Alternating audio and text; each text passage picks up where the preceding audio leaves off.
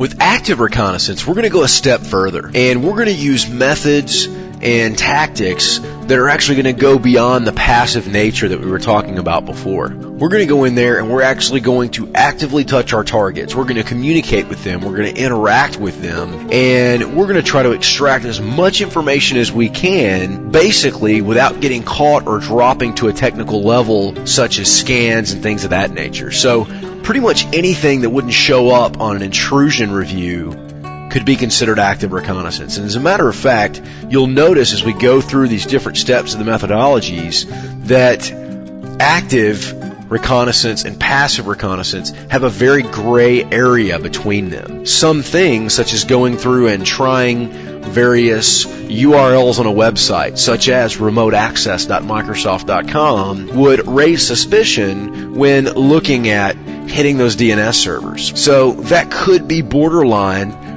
active reconnaissance, but we're going to call it passive because most companies don't monitor that. So as you can see, those lines are very gray. So active reconnaissance sometimes can bleed over into more advanced versions of our methodology. So we're going to cover some relatively high-level reconnaissance methods for active reconnaissance. And always keep in mind, even when performing passive and active reconnaissance, the goal here is to think outside the box, because that's what hackers are going to be doing, and we want to be on that same level with them. So we want to be thinking of ways that we can extract information from that company using fairly normal methods. So hackers might find, for example, a number that was accidentally listed in the phone book that points back to a secure area where they can call and talk to people who may not be up to speed on what information they can give out over the phone. I've had several scenarios in the past where users would get phone calls from outside people requesting information, wanting email addresses and contact, things that are not normally listed on the outside. That's going to be active reconnaissance, and those are the type things that we want to put ourselves in. So basically, we're going to do everything we can, just shy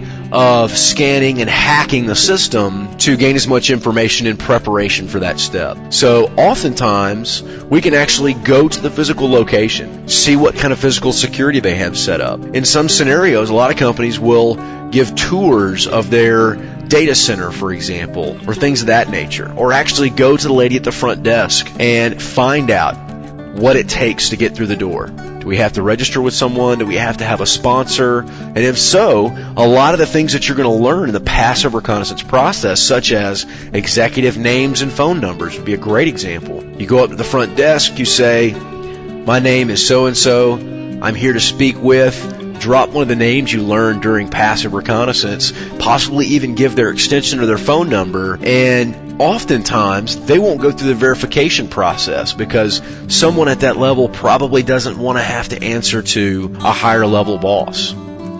So a scenario that I dealt with in the past with a relatively large financial institution is we go through the door, we walk up to the front desk, and we say, "Hi, we're here to see the CEO. Bob, the CEO, requested that we came in. We're running a few minutes late. He's already in the meeting room, and we need to get in there as quickly as possible. Can you give us visitor passes?" And naturally, the secretary is going to assume on her part she's not going to be able to reach the CEO in that meeting. She doesn't want to go through the process of trying to track them down and cause us to be even more late to the meeting than we already are.